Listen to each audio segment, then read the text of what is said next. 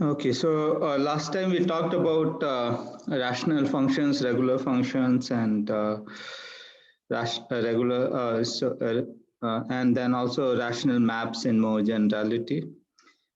So maybe we'll do a bit of review and then go on. So a rational function on an affine variety X is basically an element of the field of fraction.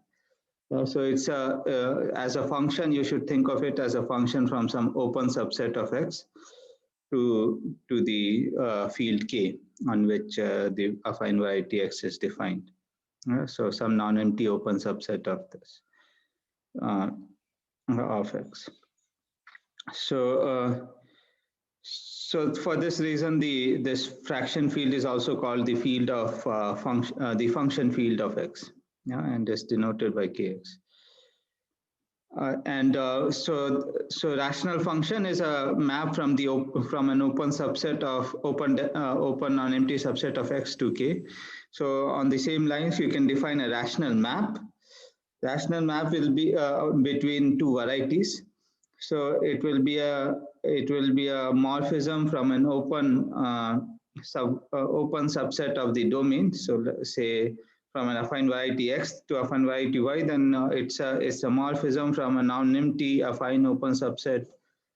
So I mean, yeah. So once you know, once we discuss a general variety, then maybe this affine can be dropped. But at the moment, we only know affine varieties. So to a non-empty affine open subset of X to Y, and it is denoted by F. So it's not a map from whole of X. Yeah, it may not be defined on whole of X, only on some open subset. So that's why this is denoted by this dotted arrow. So that's what a rational map is. And we saw that giving a rational map from X to Y is same as giving, so if Y is contained in some AM,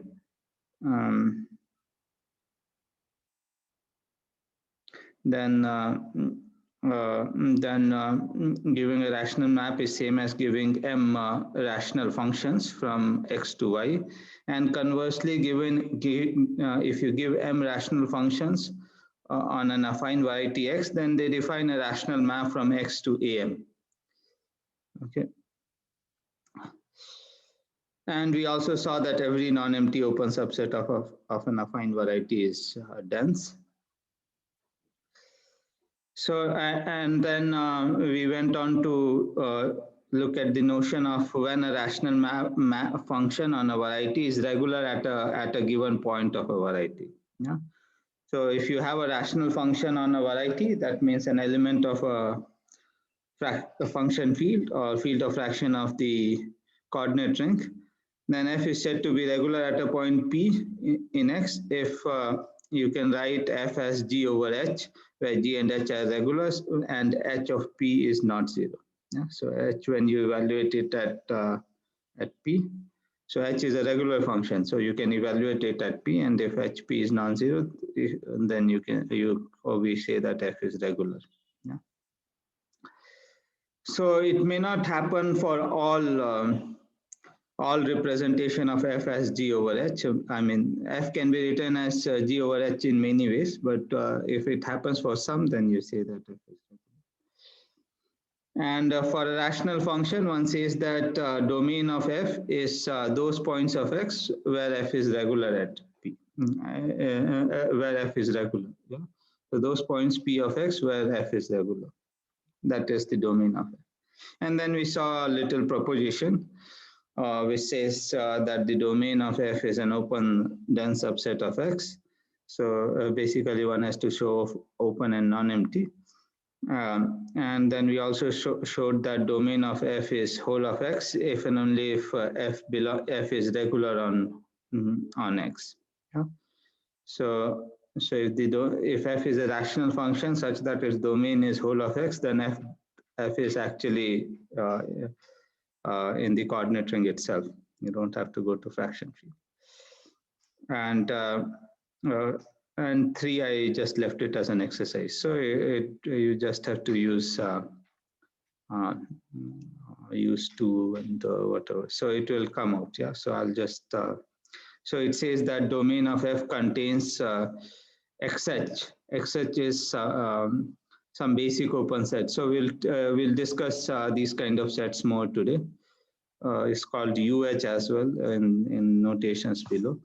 So it's set of points where H does not vanish. Then domain of F contains XH if and only if F belongs to OXH inverse. Okay.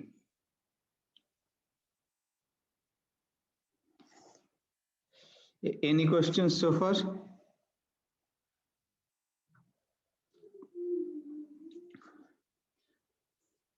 Okay. So this was from last time. So today I'll continue the discussion on rational maps. Okay, so maybe slightly bigger. So let F from X to Y be a rational map. So maybe I should have put a dotted arrow. So this is not a morphism. So one should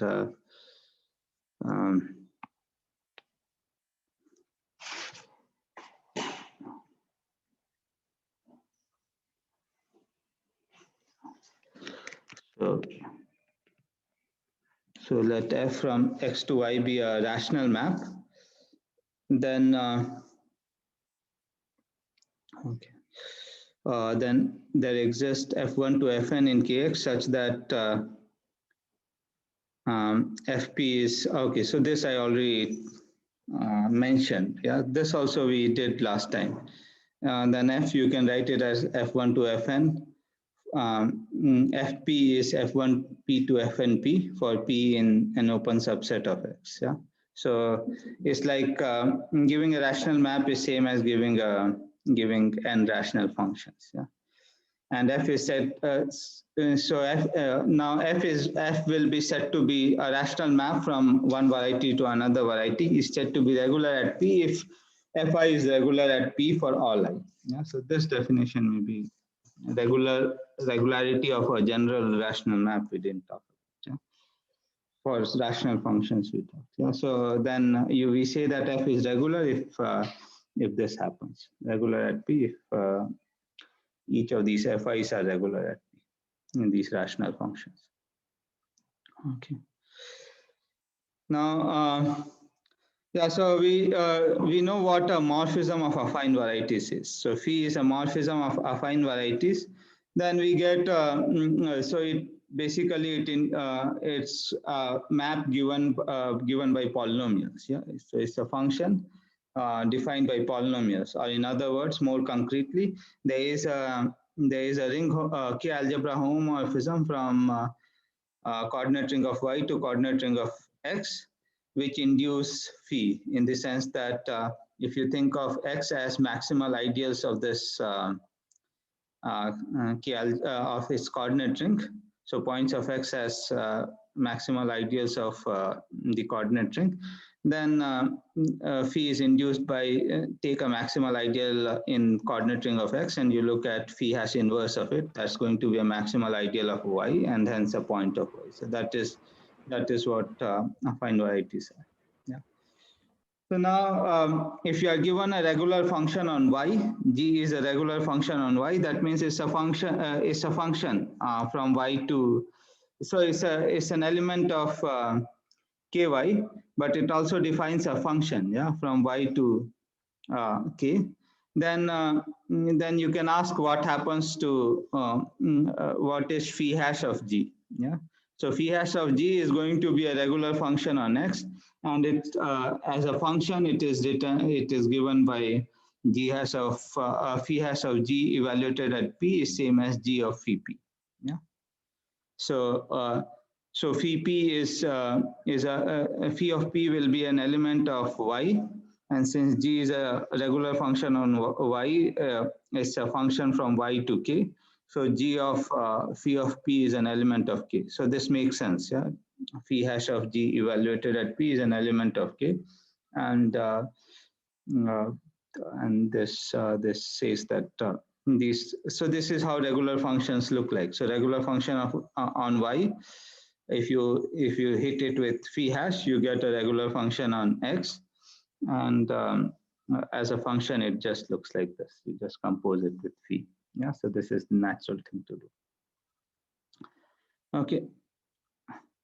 So yeah, so I mean maybe there are many ways of looking at it. So I'll just say why. So this is just unraveling. So uh, so I'm doing this argument again and again so that it becomes second nature to you. Yeah. So um, if you have a variety, a fine variety, so points of it you can think of it as zero set of some polynomials, but you can also think of it as, so you could think of it as n tuples and so on, but you should also think of it as maximal ideals. Yeah. And rational functions, etc., are just given a element, or yeah, rational function is given an element of the function field, and a point on x, then it may make sense. Yeah. So the rational function may be defined. So if it is defined, you just look at the value of that function mod the maximal ideal. But sometimes it may not be defined. Then you have to just say it's outside the domain. But if it is regular, it will be defined at all the points of x. Yeah. So now let's say G is so we want to show this identity. Yeah. So let's say G is regular on y, and little y is an element of is a point of capital Y. Then little y, as we said, it corresponds to a maximal ideal of the coordinate ring of y. So we denote that maximal ideal by m sub y, the maximal ideal corresponding to this point y. Then what is gy? Gy, as I said, is you just look at g mod m, the image of g in ky mod my. Yeah? So that is what gy is. Gy is g mod the maximal ideal my. Yeah. And of course, if we since g is a regular function on y, and if we look at phi hash g, it's an element of kx, and hence is regular on x. Yeah. It's element of the coordinate ring, so it's a regular function on x, and p is a point on x. P is some point on x. So let's call the maximal ideal of corresponding to this point p as m sub p. Yeah. So m sub p is going to be maximal ideal of kx, since p is a point on x. It's you can also think of it as a maximal ideal of kx. Yeah. Then by the same principle, phi hash g, if you want to evaluate it at p, you just go mod mp. Yeah, in kx mod mp. Yeah. So phi hash p, if you like, phi hash g evaluated at p is just q. So phi hash is a map from ky. Excuse me. So phi hash is a map from ky to kx, and then you just evaluate. So you look at this qp and evaluate phi hash g at qp. Yeah. So by what we had, so by these two ideas, what we get is that phi hash g evaluated at p is just composition. You compose qp and phi hash and evaluate it at g, and that is the value. So this is k. Yeah. So you get an element of k. So that is what phi hash g of p is. Yeah. And now we will see it in a somewhat different way. So now phi p is a point in y. Yeah. So p is a point in x. Yeah. We started with a point in x. So phi p is a point in y. And how do you get the point phi p? So the max. So remember the way.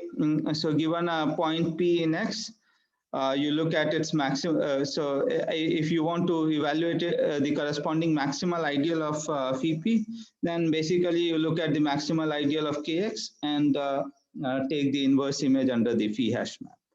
Yeah. So so it's the inverse image of MP under phi hash. Yeah. So we get that M sub phi p, which is a maximal ideal of ky. So this is maximal ideal of ky is nothing but phi hash inverse of MP. Yeah. So we have a map from. So of course, now if you want to evaluate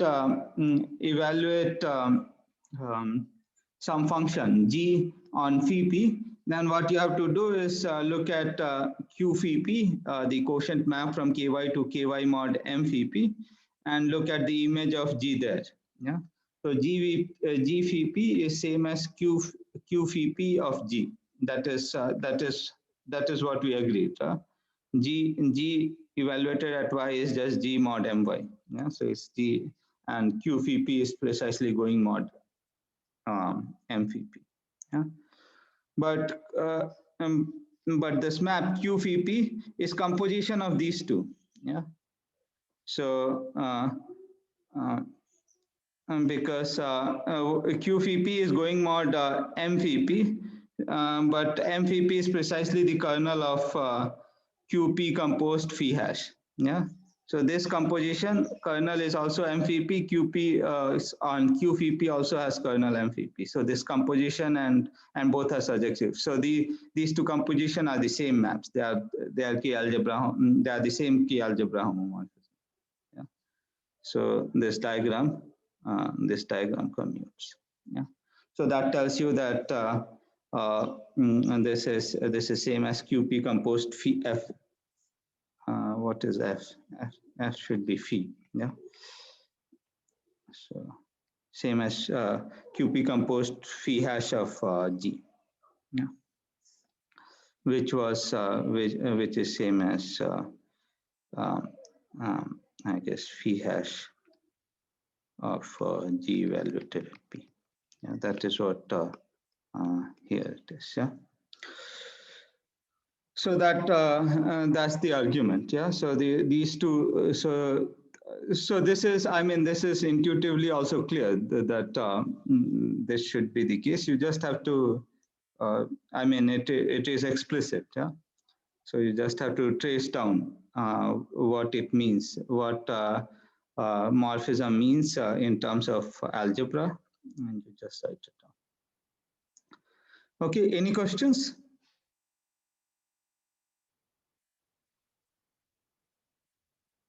Or comments? Okay.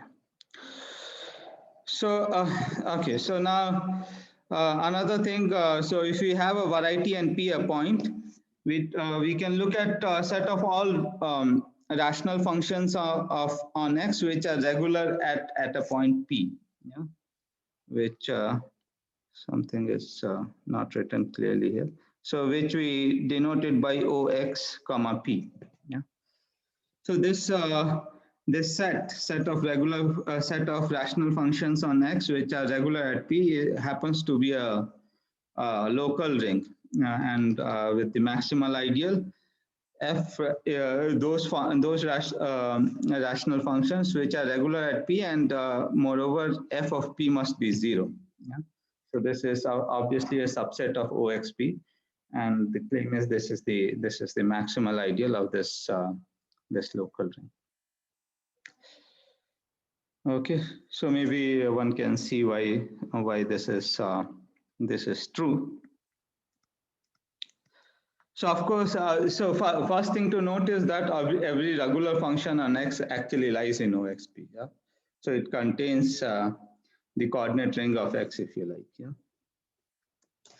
But so first so this is as such only a set. So we also have to show that this is a ring, and then we will show that this is a local ring. So first thing to note is that if so it is closed under addition and multiplication. So it's a subring of the function field of X. which contains the coordinate ring. But but you can check that if f and g are in OXP, which means they are rational functions, regular at P, then of course their sum is. Yeah. So what does it mean to say f and g are regular at P? That means f, you can write it as some fraction, maybe a over b, ab in coordinate ring of x. Yeah, so maybe I'll use this notation. I like this one better. With bp not equal to 0, and g also you can write it as maybe a prime over b prime, a prime b prime in kx, and b prime p not equal to 0. Yeah, so this is what f and g regular at P means. Yeah. Then of course f plus g, you can write it as, so we know how addition in the fraction field works. So b prime a plus a prime b over b prime. Yeah, so that's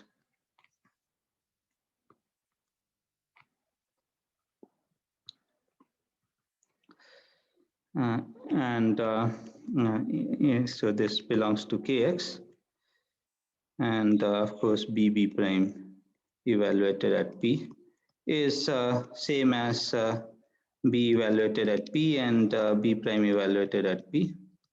Yeah, because remember, evaluating at P is just applying this quotient map, go mod the maximal ideal. Yeah, so that's a ring homomorphism, if you like. Yeah, or think in terms of functions. Yeah, either way. So you get this is what you get, which is not equal to 0, because both bp and b prime p is not equal to 0, and we are talking about a field. Yeah, so it's product of two non-zero guys can't be 0. Element of a field. So f plus g belongs to OXP, and similarly product is going to be a prime over bb prime, and again and fg belongs, so for the same reason, bb prime doesn't vanish at p. So OXP is indeed a subring.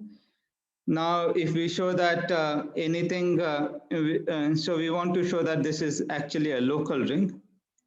Yeah, so all we have to do is ensure that the set,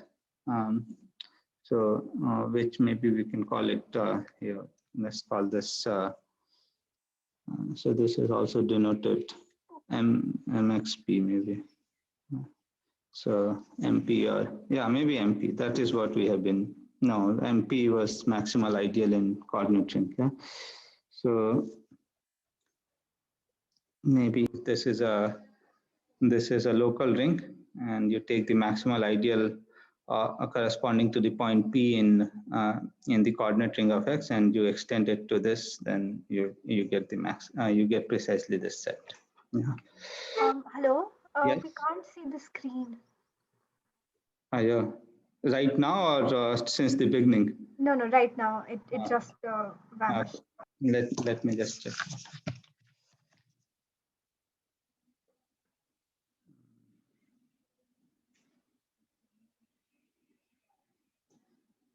Okay.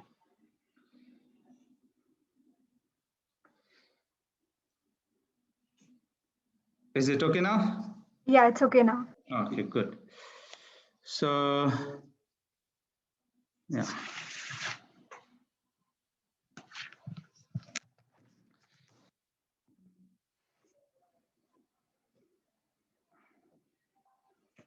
There's some comment. Okay. Yeah. So we see that both f plus g and fg are inside OXP, so it is indeed a subring. And then we want to check that this is the max. So there is only one maximal ideal, and this is the maximal ideal. So there are many equivalent conditions to check something as a local ring. So we'll see that, and these are all on. So we'll see that every element in this is a non-unit, and anything outside this set is a unit. Yeah, so that will prove that this is a local ring with maximal ideal this. Yeah, so let F belongs to OXP and F P equals 0, then of course F is not a unit, yeah, because then F is not a unit in OXP because, okay, so maybe because, so first thing is this is indeed an ideal, proper ideal, yeah. So, okay, so that is what I want to show. This is a proper ideal and everything outside this is a unit, yeah. So maybe this is not what I want to do. I'll show that MP OXP is a proper ideal of OXP. Okay, so so note FG belongs to MP OXP, then F plus G is also in OXP and both vanishes at 0, then hence F plus G will also vanishes at P, then F plus G evaluated at P is same as F evaluated at P plus G evaluated at P, which is 0, implies F plus G is in MP OXP, so it's closed under addition. And if R belongs to OXP and F belongs to MP OXP, then R times F, when you evaluate it at P, is just RP times FP, which is again 0, yeah, because FP is 0. RP, no matter what it is some finite number, yeah. It's some element of the field K, because R is in OXP, so it is regular at P. So when you RP makes sense, yeah. When on the domain, so the domain of this rational function R contain P, and hence RP makes sense. Okay, so MP OXP is a proper ideal, and it is proper because, you know, for instance, 1 does not belong there, yeah, or any non-zero element of the field K does not belong there, because any non-zero element of the field, if you evaluate it at P, is not going to be 0. Yeah, it's going to be whatever that element of the field K is. So it's a proper idea of OXP. Okay. So now finally we want to show that anything outside this is actually a unit. Yeah. So let F be an element of OXP, not in MP OXP. Then what does this mean? This means that F, you can write it as, so F is a rational function which is regular at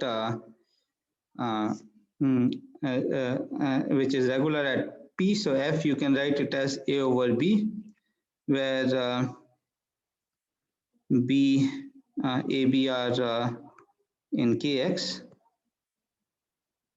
and BP is not equal to 0. And also F evaluated at P is not 0, because F does not belong to MP OXP, yeah. And so that means that A evaluated at P is not 0. because if A evaluated at P is 0, then F evaluated at P is A evaluated at P over B evaluated at P. So that tells you that A evaluated at P is not equal to 0. Yeah. Then B over A is also a rational function. B over A is also an element of the function field of X. So B over A belongs to Kx, and B over A is regular at P,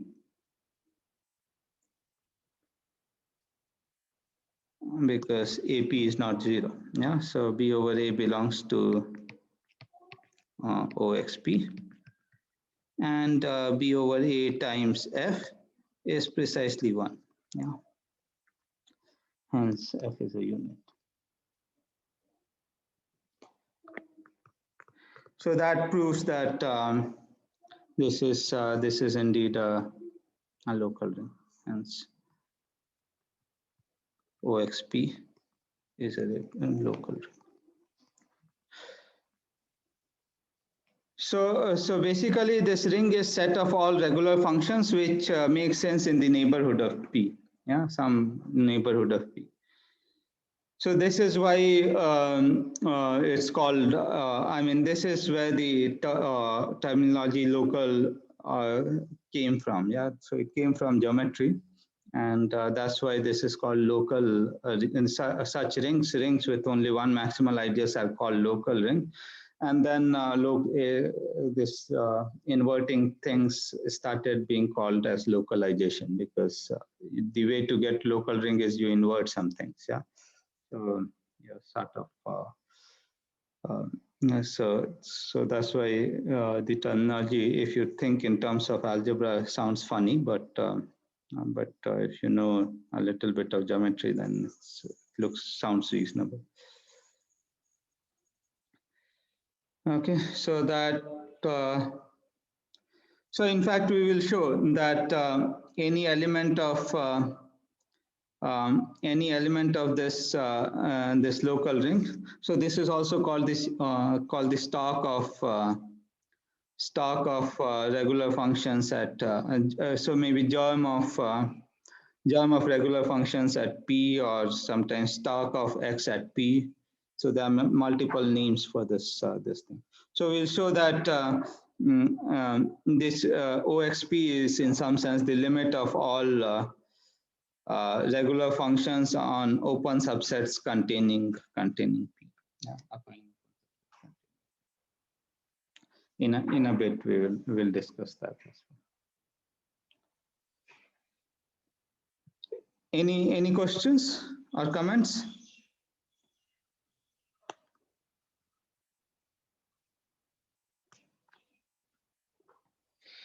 Okay, so let's so let X be, so let's talk about regular function on some arbitrary open subset. Yeah.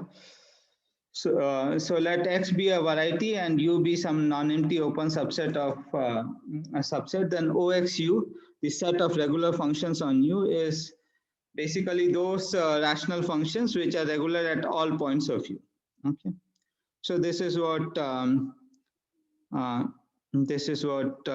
OXU will denote. Yeah. And again, OXU by the same principle which we used for OXP is again a subring of the field of fraction, and it of course contains the coordinate ring of X, because you know every element of the coordinate ring of X is regular on whole of X. So in particular, it's regular on U. Okay. So maybe we should do some examples. So so if X is A1, let's say, and U is A1 minus say 0 and 1. Yeah, you remove 2 points, the origin and the point 1 from the affine line. Then what is the set of regular? So maybe it's over some field K. Yeah, so if you like, you can think of K as C, but could be any arbitrary algebraically closed field. Yeah. So what is the set of regular functions on U? Which function, which rational? So how, first of all, what is the set of rational functions on X?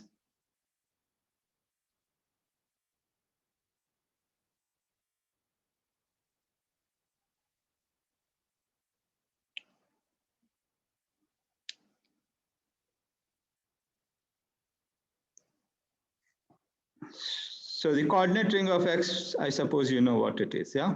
What's the coordinate ring of X?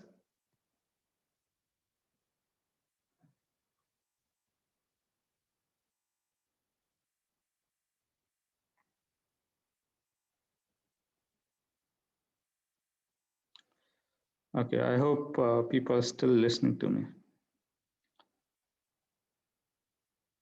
So what will be the coordinate ring of X? You can reply by chat if you don't want to talk.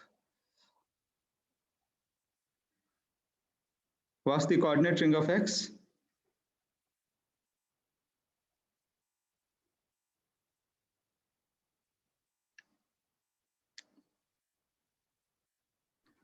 Hello. Yes. The coordinate ring is kx. Yeah, so it's the polynomial ring in one variable, yeah, kx.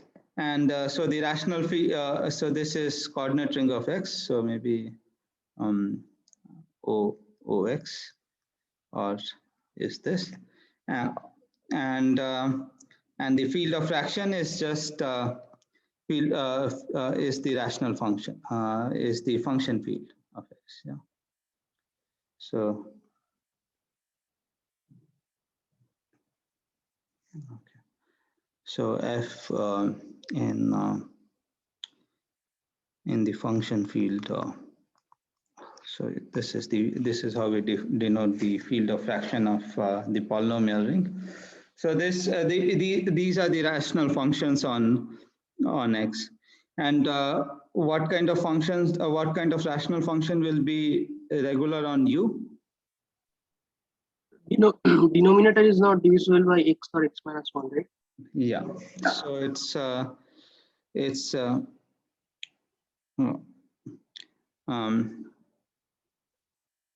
yeah, so we can write it as f over g, such that sorry, f here, such that f is a over b. Okay, f is a over b, ab in kx, and maybe so one can write that x does not divide b, and x minus 1 does not divide b. Another way of writing that is b0 is not equal to 0, and b1 is not equal to 0.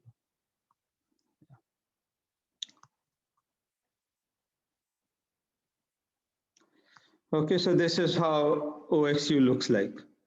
So so you want to make sure that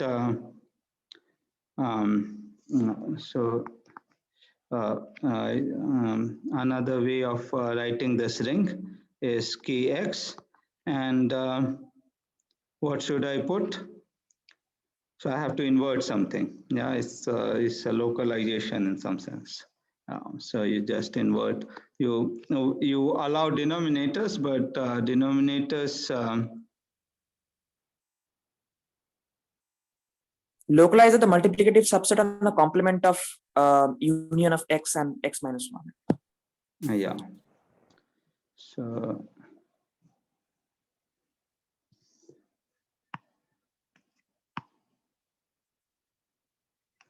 yeah, so I'm a bit worried now. Yeah, so this is, but I want it to be regular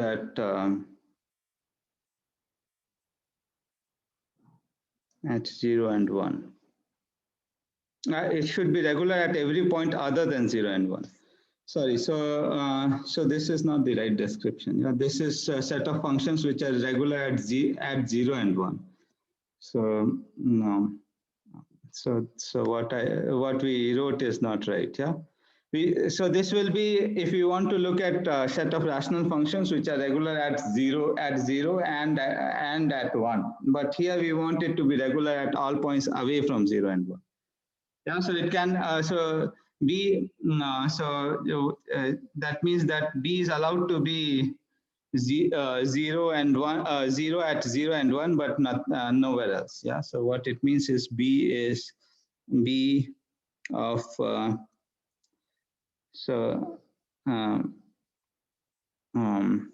B evaluated at let's say alpha is not equal to 0 for all alpha in K minus 0, 1. So this is, as I said, this is how it should look like. Yeah. Yeah, that's it could just be localization on the multiplicative subs generated by x and x minus 1. Yeah, exactly. So that's why I thought, why are we getting exact opposite of what we should? Yeah. So maybe I'll come to this second example in a bit. And this is more non-trivial example. But so this is so B is allowed to be 0 at 0 or 1, but not elsewhere. Yeah. So the only factors of B you can write it as product of linear factors. So only factors of B are x and x minus 1, and some power and their powers. Yeah. So this is same as saying that the OXU is kx, and you invert 1 over x and 1 over x minus 1. Yeah. So or you can think, so there are many ways of thinking about it. X minus 1, or if you like, S inverse of kx, where S is 1 x minus 1 and their products. Yeah. So meaning an arbitrary element of S is x power n, x minus 1 power m. Yeah, for some n and m greater equal 1, greater equal 0.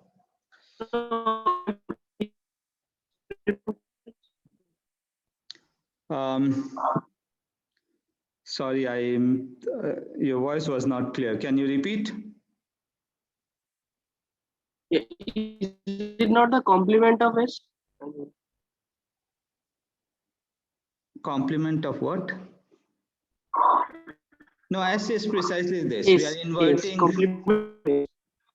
1 over x is a rational function, right? So yeah. So yeah, no, I'm just pointing out why it should be S, not complement of S. Yeah. So you want to invert. So the only things we want to allow is 1 over x and 1 over x minus 1. And so in denominator, we only want to allow some powers of x and x minus 1. Right? So that's why these are the things you are trying to invert. So that's why it's this. Yeah, it's okay. It's okay, yeah? Yeah.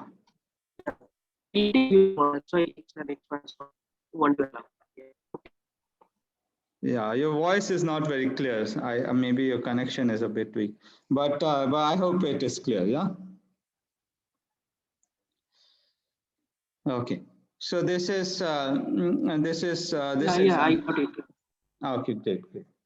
So this is this was one example. The other example was so this is so we will show in fact that U is also an affine. Or no, maybe not U, but so we'll show that U is in fact a affine variety in its own right. Yeah. But not every open set is actually an affine variety. Yeah. So you can see that U is basically the complement of x times x minus 1. Yeah. Complement of the zero set of x times x minus 1. So in fact, more generally, if x is an affine variety and f is some regular function, then GF is a closed subset of X, and you can look at its complement UF. Then these such open sets are called basic open sets of X, and these are also affine variety. Yeah, so UF is an affine variety with coordinate ring OXUF, which has this structure. Yeah, so we'll see a proof of this, but let me get to that other example. So in the other example, so I'll try to squeeze in that example somewhere. Yeah, maybe I can do it here. So that other example is an example of an open subset of affine variety, which cannot be, which is not an affine variety in some sense. Yeah. Maybe I'll write down the example since it was there, and we'll discuss the example a little later. I mean, the proof we'll discuss a little later. Yeah. So consider A2. Maybe I make it bigger, yeah, and write it in black, so that is more visible.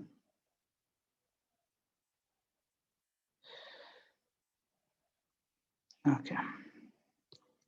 So example, X is A2, so it's an affine variety, and you can take U to be A2 minus a point. Yeah, so maybe A2 minus the origin, 0, 0. So this is obvious. So 0, 0 is of course a closed subset of A2. Yeah, it's given by the ideal, let's say X comma Y, the ideal. Zero set of the ideal. So if it's you think of it as coordinate ring as KXY, then the zero set of the ideal, maximal ideal X comma Y is precisely the origin. So its complement is U. It's an open subset, but U is not affine. That means you can't write, you can't think of U as zero set of some ideal in some affine space. Yeah. So we'll see. So it's not an affine variety. So you know, you can talk about regular functions on U, OXU. Yeah. So yeah, maybe this is what we can do. We can calculate this. So what is OXU? So it's set of rational functions which is regular on whole of U. Yeah. So it's so maybe coordinate ring. So maybe OXX. The regular so coordinate ring of X is just, let's call this KXY. Then this is F over G in Kx. So where F and G are in are polynomials in XY, Fg in KXY. Such that we want to make sure that G does not vanish at 0. Yeah, such that G 0, No, 0. G does not vanish anywhere except 0. Yeah, G does not vanish anywhere. Yeah, again doing the same mistake. G does not vanish. G is regular at all points away from 0, 0. Yeah.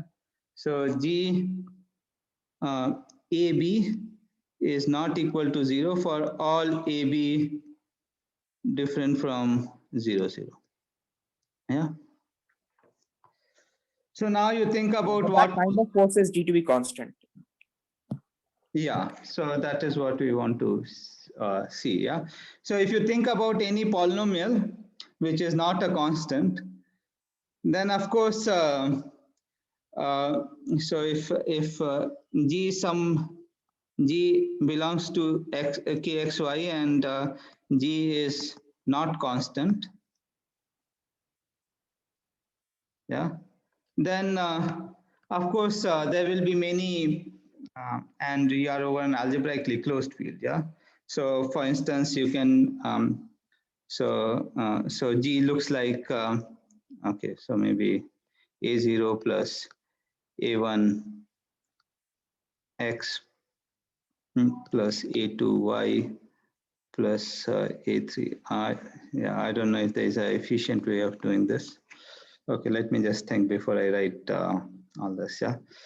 So what I'm trying to say is that G will vanish at many points. Yeah.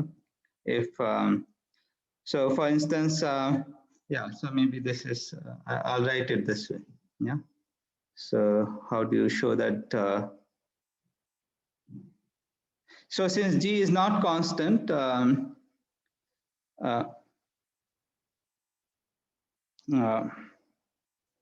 there exists then there exists A in K such that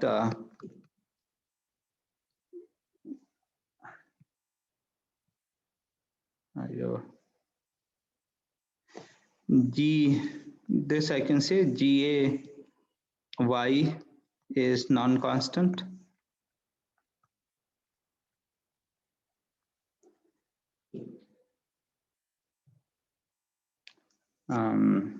So what if the function is x minus a? No, so we can't say that, yeah. So GA, but okay, so what?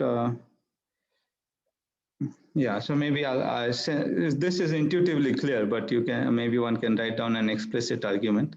So what one can show is that, so I'll put it as an exercise, yeah.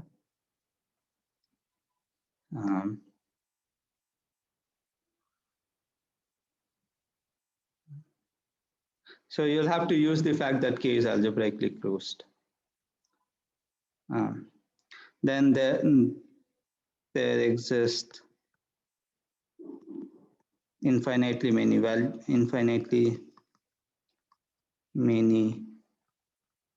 points in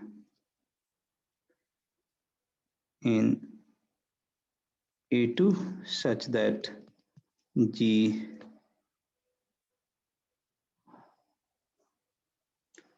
vanishes. Yeah, in fact, you can look at zero locus of G. Yeah, that is going to be a subvariety which will have infinitely many points on it. Yeah, vanishes at infinitely many points in A2 such that G vanishes at them. Okay, so that proves that so we can't have G as something non-constant. Yeah, hence G is a non-zero constant. Yeah. In other words, OXU is just K XY. So we can see that OXU is in fact in fact the whole of coordinate ring of X. Yeah. So it can, so affine variety means that you know the points of that variety should be in correspondence with the maximal ideal of its coordinate, but that correspondence doesn't hold here because one of the point is missing. So there are more maximal ideals in KXY than points in U under this natural bijection. Yeah. Okay.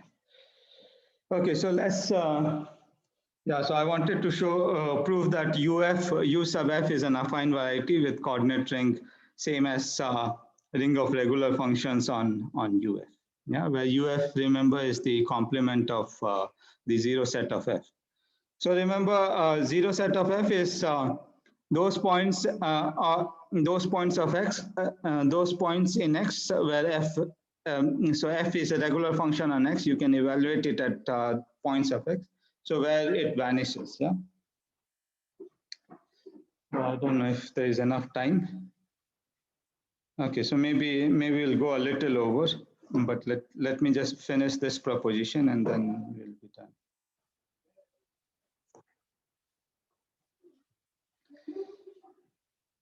So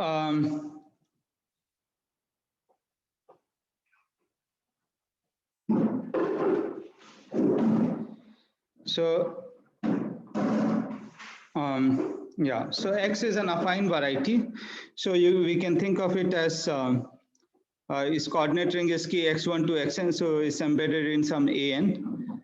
We can think of it as kx1 to xn mod I, and x you can think of it as zero set of this I. Yeah, and UF is x minus ZF. So we will show that UF can be embedded in or UF is same as some. So we want to realize UF as some closed subset of some affine space. Yeah. So we'll realize it as a closed subset of an plus 1. Yeah. So consider the ideal J, which is generated by I and F times xn plus 1 minus 1. Yeah. So, okay, this made it as. So this was X. So basically, xn is 1 over F. In some sense, yeah. Yeah, so what is F? Yeah, so maybe F, instead of F, you take some lift of F. Yeah, so F is actually an element of the coordinate ring. So I should take maybe F tilde, whereas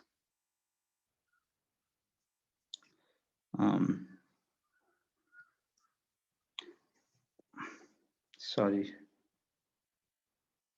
Okay, yeah, where F tilde in kx1 to xn is such that F tilde mod I is F. Yeah, so in coordinate ring of X, its image is F. So you consider this ideal J. So it doesn't matter which F tilde you take, it's going to be okay. Yeah. So you consider this ideal J, and we will show that maybe we will call this Y. Yeah, ZJ is Y. Yeah. So Y is of course ZJ is an affine algebraic set. In fact, we will see that it is an affine variety, and we'll show that UF and Y are same. Yeah, so they are homeomorphic, and the regular functions on, and we will see that the coordinate ring of Y is precisely the ring of regular functions on F. Yeah, so that will complete the proof. So what is the map? So how do you get a homeomorphism? So you take an element of Y, x1 to xn plus 1. Yeah. So that means it's in the zero set of J. Then you look at the first n component of it. Then of course that since J contains I, the first n component vanishes at every element of I, because I is made of polynomials involving just x1 to xn. Yeah. So x1 to xn belongs to Z of I. So that means x1 to xn is in X, in capital X. And we also know that since J also contains this F tilde times xn minus 1, we also know that xn plus 1 times F x1 to xn is 1. F tilde x1 to xn is 1. So that tells you that this x1 to xn, so when you evaluate it at any point on x, this f tilde, so the value of f at any point x1 to xn is just evaluate f tilde. Yeah, that's what we saw. So if you want to find evaluate a regular function, you just look at its pre-image in the polynomial ring, any pre-image, and it doesn't matter which pre-image you take, it defines the same regular function. Yeah. So this is since since f x1 to xn doesn't vanish at elements of U, this precisely means that x1 to xn is in X but not in not in ZF. Yeah, where F vanishes.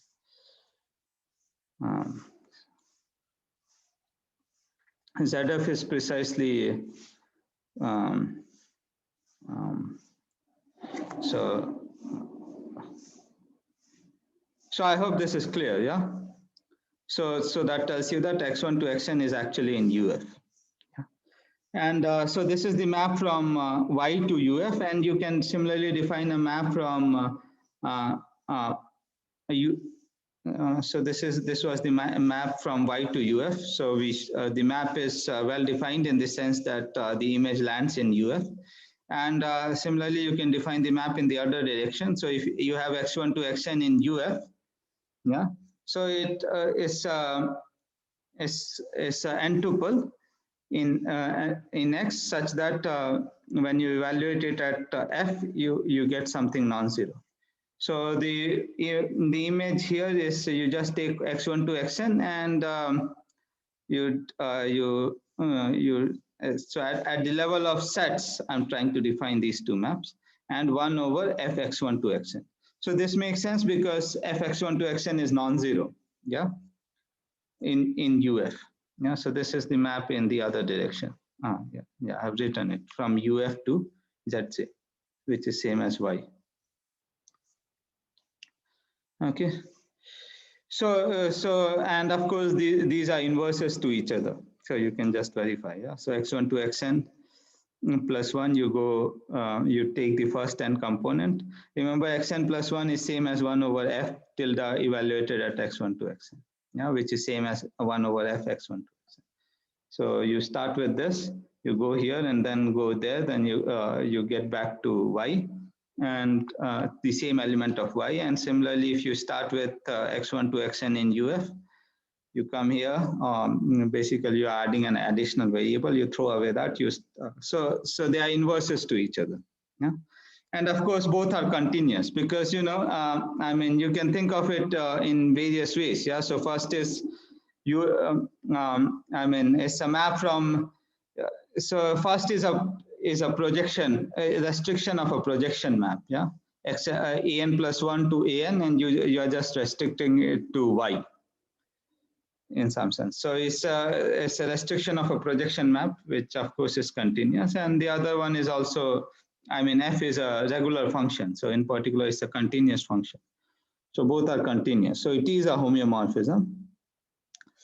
And then what is the coordinate ring of y? So coordinate ring of y is ky, which is k x1 to xn plus 1 modulo j. Yeah. And that one has to check is same as so this is isomorphic to kx adjoint 1 over f. In fact, what you do is send xi to xi, I between 1 and n, and xn plus 1 you send it to 1 over f. Yeah. So from the polynomial ring. And then you realize that the kernel, so of course, the kernel is going to be precisely J, and this is surjective map. So use first isomorphism theorem to get this. Yeah. So ky, the coordinate ring of y, is precisely kx1 over f. Yeah. And of course, you have an inclusion. Yeah, kx coordinate ring of x is contained in the coordinate ring of y. Yeah, basically xi goes to xi. Yeah, that is the map.